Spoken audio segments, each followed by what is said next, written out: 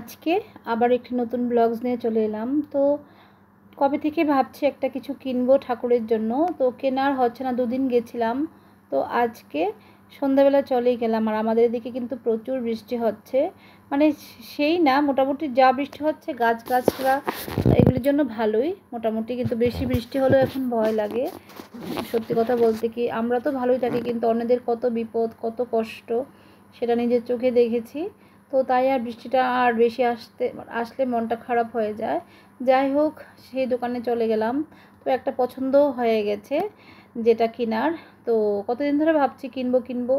তো আজকে ফাইনালি সেটা কি, হঠাৎ করে আমার হাজবেন্ড বলছে চলো এটা নিয়ে আসবে। তো যেই বলা সেই কাজ, সঙ্গে সঙ্গে চলে গেলাম। তো যখন যাচ্ছিলাম তখন একটু বৃষ্টিও পড়ছিল, পিনি বৃষ্টি পড়ছিল।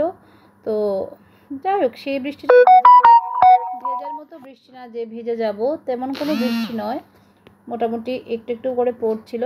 তো এবার বের হয়ে গেছি। এই লোকটাকে দেখে আমরা খুব হাসলাম, কেননা খুব সুন্দর সুন্দর কথা বলছিল। তার জন্য এবার আমার হাজব্যান্ড একটু পান খাবে, তো আমাকে বলছিল যে তুমি কিছু খাবে। তো আমি ভাবলাম যে না, কিছু খাবো না। তারপরে আমি একটা স্প্রাইট কিনে দাও, যেহেতু বোনের বাড়িতে যাব, সামান্য একটু স্প্রাইট খেয়েছি। খেয়ে তারপর আমরা আবার রওনা হলাম। এবার চলে গেলাম পানের দোকানে গিয়ে পান নিলাম। এই মাসেটা থেকে পানগুলো খুব ভালো হয়, 20 টাকার মাত্র 8টা দেয়। তো কিন্তু পানগুলো বেশ বড়। তারপর এখান থেকে পান, সুপারি বাতাসা নিয়ে বোনের বাড়ির মিষ্টির দোকানে গেলাম। আমার হাজব্যান্ড যেহেতু রাতে রুটি খায়, ওখান থেকে রুটি কিনে নিল। আমিও একটু ঠাকুরের জন্য একটু মিষ্টি কিনে নিলাম। কিনে তারপর বোনের বাড়িতে আমি সোজা চলে গেলাম। তো এই মাসিটার পান কিন্তু সত্যিই খুব ভালো, আর আমি যেহেতু নরম পান খাই। তো ফাইনালি দেখো এটা চলে এসছে। এটা হচ্ছে গিয়ে ঠাকুরের জন্য একটা ফ্রিজ নিয়ে এসেছি, ছোট্ট একটা ফ্রিজ। তবে অন্যখানেও দেখেছি আরও ছোট, সেটাও মানে ভালো। আমার তো একদম ছোট ফ্রিজগুলো ভালো লাগে, কিন্তু আমার হাজব্যান্ড বলছিল যে না, আজ কিনবেই যখন তখন একটা ভালো দেখে মোটামুটি একটা কিনে নাও। তো একটা তো আছে, এটা ডাবল ডোর, কিন্তু এটা ডাবল ডোর নয়। তো কিন্তু ভালো, বেশ ভালো। তো আমার কালারটাও কিন্তু বেশ পছন্দ হয়েছে। তো এটা আমি এখন খুলে ফেলছি। প্রচুরভাবে দেখো টার্মোকোল দিয়ে একদম ভালো করে পেঁচানো। তো সব কিছু এখন খুলে তোমাদেরকে দেখাবো, কারণ ঠাকুরের জন্য অনেক কিছু আনা হয়। বিশেষ করে দইটা যদি রাখা হয় ফ্রিজে, দুধ রাখা হয়, তাহলে সবাইকে চান করাতে পারি, গোপোষণাকে চান করাতে পারি। তো ফুলের মালাও, যে গেন্দা ফুলের মালা, আমরা বলি গেন্দা, সবাই গাঁদা বলে।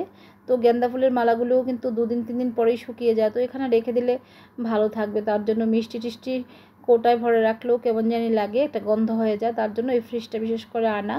তো অনেক কিছু ভেবেচিন্তে ফ্রিজটা এবার নিয়েই চলে এলাম। দেখো কালারটা কিন্তু আমার খুব পছন্দ হয়েছে। তোমাদের কেমন লেগেছে অবশ্যই জানাবে।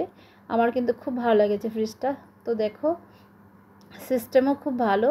তো ফাইবারের যেগুলো দেখো, এই যে র্যাকগুলো পুরো ফাইবারের। তো দেখতেও খুব সুন্দর, স্টেবিলাইজার সাথে ফ্রি, সব কিছুই ভালো এটা। তো তাই এটা নিয়ে চলে এলাম। তো আমার হাজব্যান্ড হাঁটতে গেছে, এই ফাঁকে আমি সব কিছু সেটিং করে ফেলছি। টডরেজ, এদিকে একটা গডরেজ ছিল ছোট, সেটাকে সরিয়ে দিয়ে তারপর ফ্রিজটাকে এখানে নিয়ে চলে এলাম।